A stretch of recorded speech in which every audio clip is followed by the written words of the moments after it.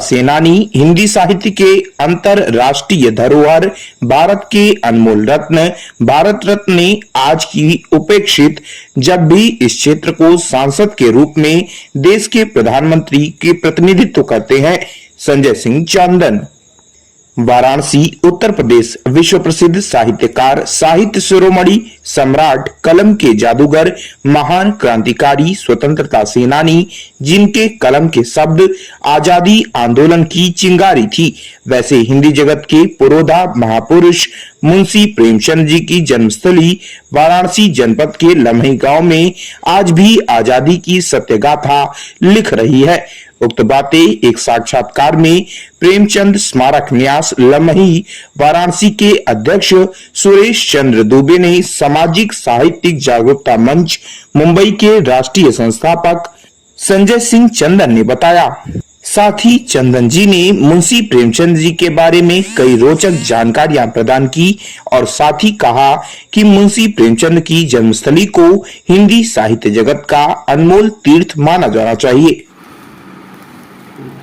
ये प्रेमचंद जब मात्र जब 3-4 साल के थे, ये तब का फोटो है। बचपन का। हाँ, 15 साल तक पहुंचते पहुंचते पिता का साथ छूट गया।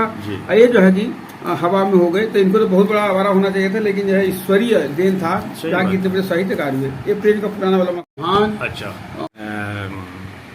स्मारक स्थल बना है जी। ये बड़ा वाला जो बना है उसमें भी सारा स्मारक स्मृति है वहाँ? नहीं, वहाँ कुछ नहीं, वो BHU हिंदी विभाग से है।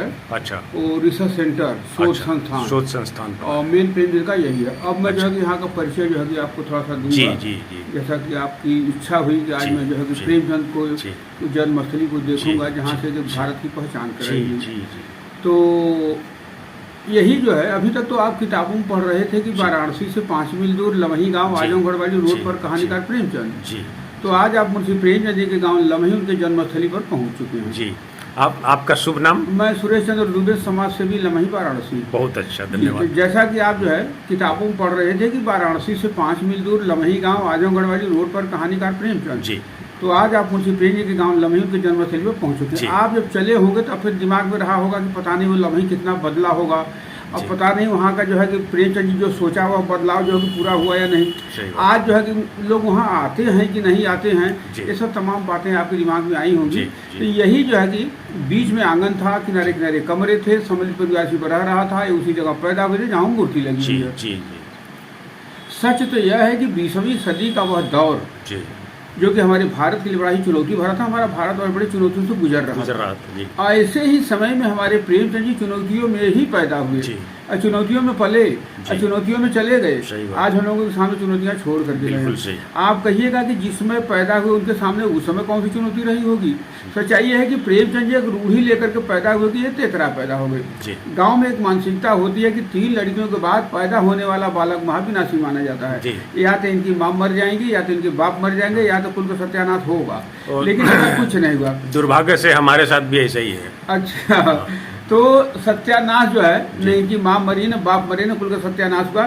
सत्यानाश हो संत विश्वास का हुआ। हमारे मुंशी प्रेमचंद जी मानस पटल पर पहला सम्राट की उपाधि पाई। और दूसरी चुनौती हम लोगों के सामने थी जहाँ की 200 साल की गुलामी हम लोग अंग्रेजों की झेल रहे थे। और लोग सोच चुके थे कि इस अंग्रेजों से तो हम कभी आजाद हो ही नहीं सकते। लेकिन समय बदला, परिस्थितियां बदली, हमारे देश के महापुरुषों ने स्वराज का मसाल लेकर के आगे निकल पड़े। अब प्रेमचंद जी उसमें कलम का सिपाही बनकर के शामिल हुए, जो कि देश के आजादी से लेकर समाज की आजादी तक का संकल्प लेकर के इन्होंने रचनाएं शुरू किया। देश के आजादी के इन्होंने लिखा सोजे वतन, वो 5 कहानियों का संग्रह है। तो जिसमें कि दुनिया का सबसे अनमोल रतन शेख मकसूद, यही मेरा वतन है, 100 का पुरस्कार सांसारिक देश में पहली ही कहानी के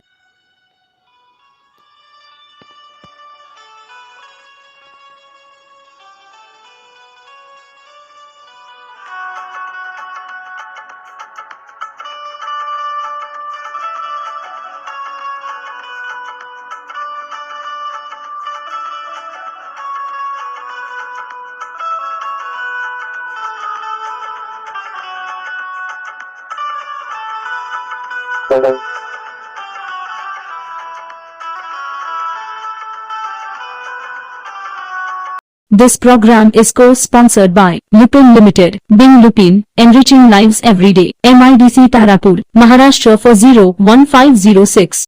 नमस्कार दोस्तों, केशियन एयरलाइंस सच का आईना में देखिए राजनीति, मनोरंजन, बिजनेस, खेलकूद, धर्म और देश दुनिया की प्रमुख खबरें। केशियन एयरलाइंस पर हमारे चैनल को लगातार देखने के लिए सब्सक्राइब करें, बेल आइकन दबाकर अप्रूव करें।